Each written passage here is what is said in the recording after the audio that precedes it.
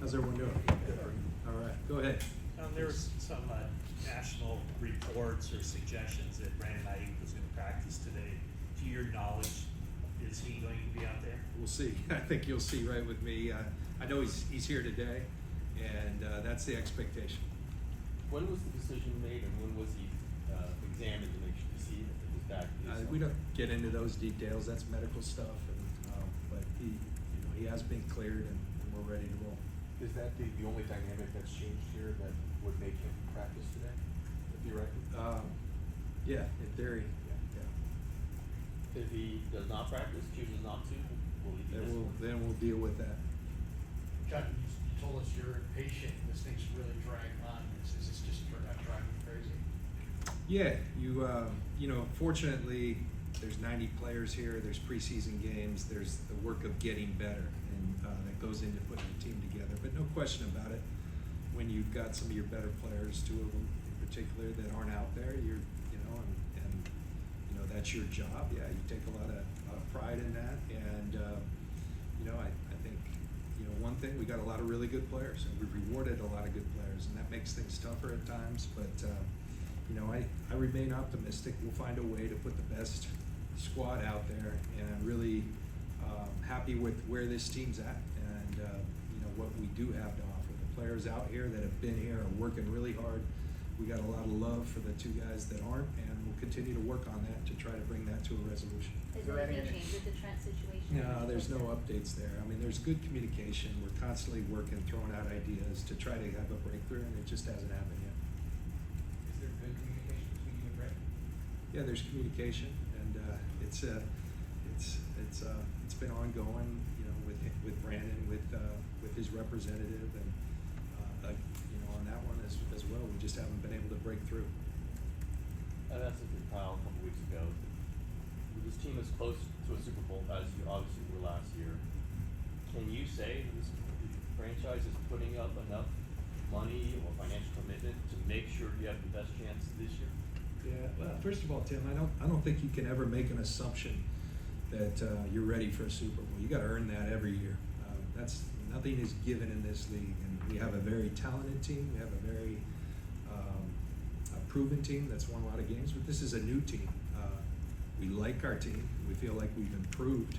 And yeah, this team has never fallen short on resources. Since we've been here, we've been one of the top spenders in the league, and I think there's reason for that. We've got a lot of good players. Our talent acquisition has worked, whether it be through the draft, whether it be through trade, and as a result, we've had a lot of top players in their leagues at their respective positions. That's a good thing, but it does make things tougher. Those are our challenges. Those are the things we have to deal with. John, back to Trent Williams. Has he threatened to retire at any point in this?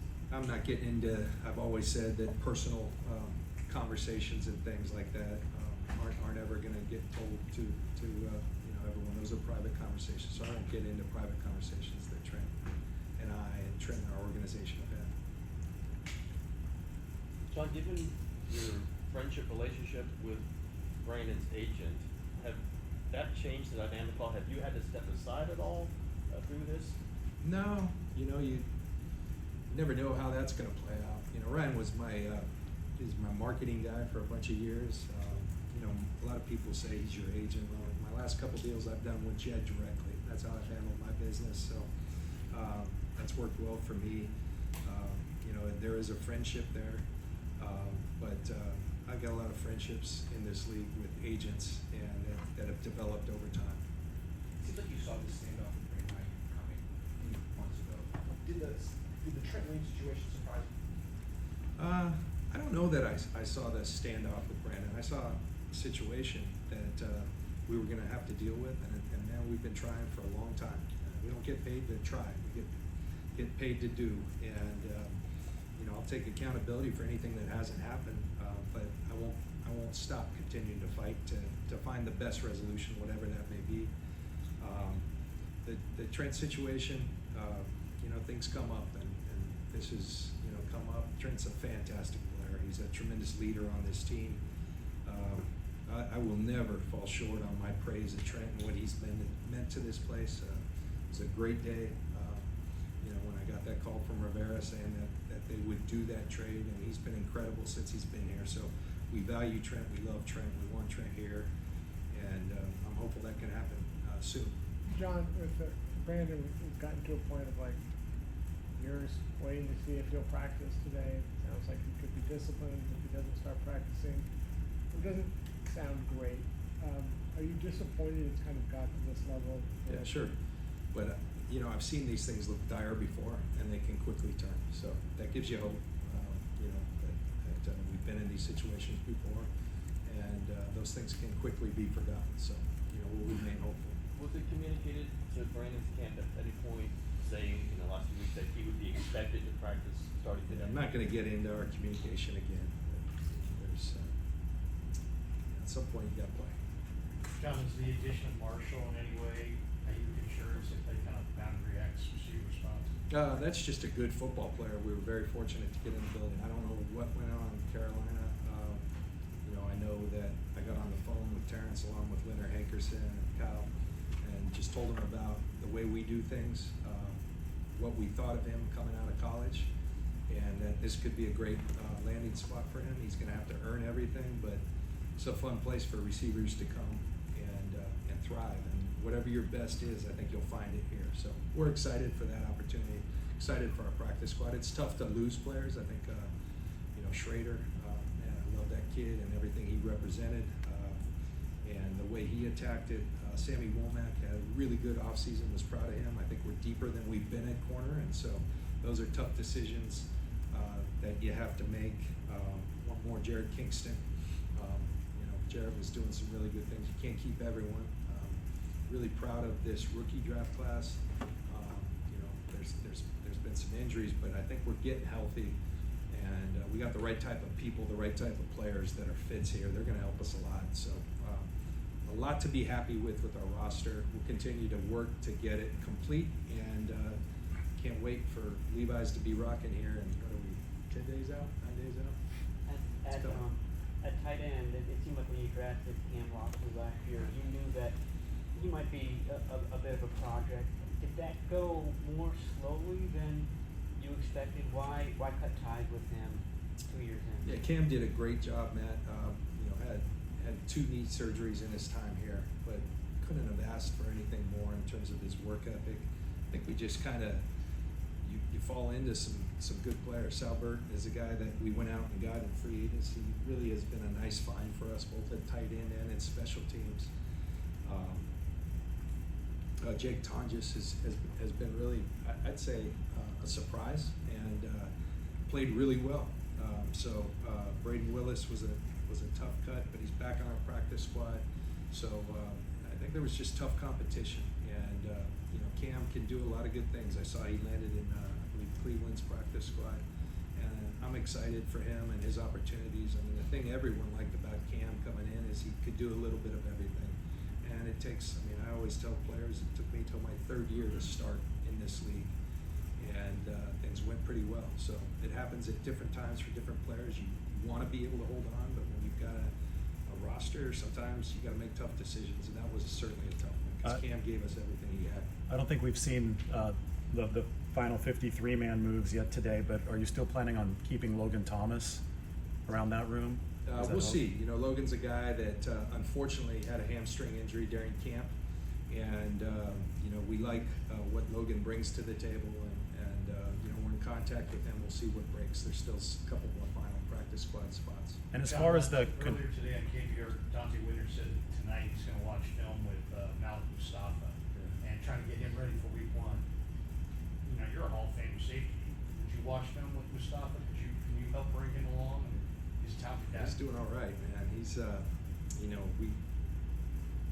it's always awesome when you think you see something on film and then you see it in person, and it's even better.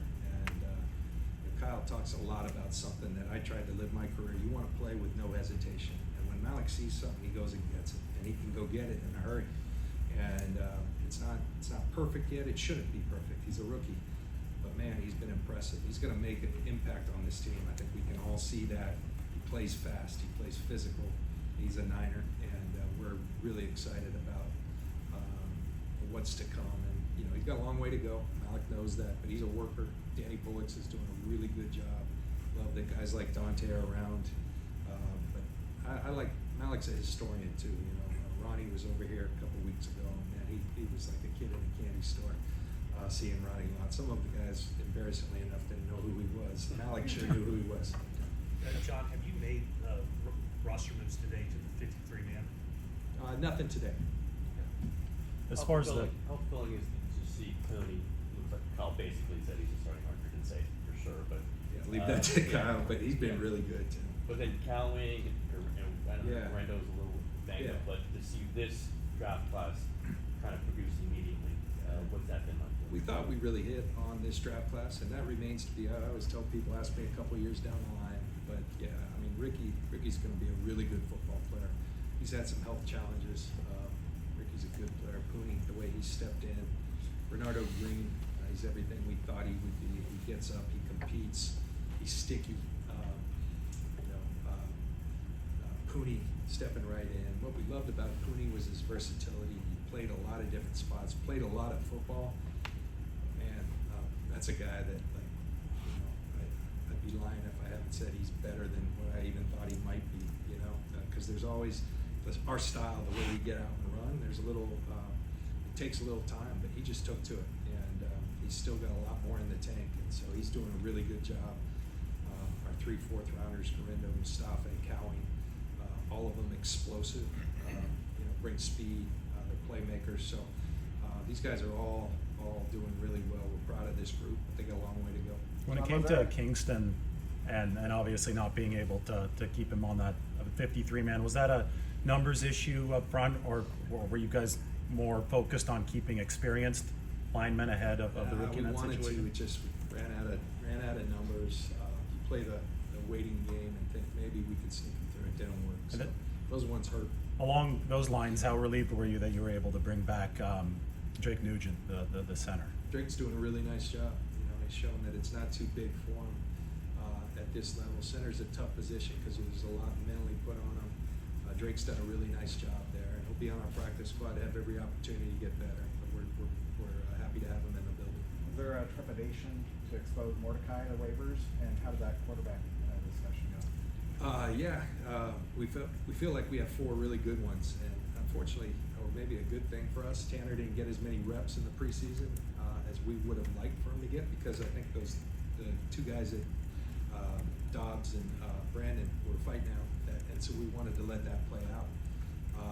Tanner's a talented kid, and we're happy that he's on our practice squad, and we're excited to work with him. Do you guys have a time frame for when Huff would be capable of going and playing in a game?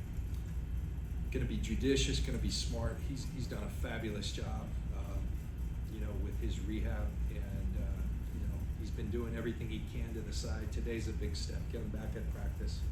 I think Kyle said earlier, we'll get him through individual. Won't throw too much. You kind of like to phase that in, and you know, will he be ready week 1?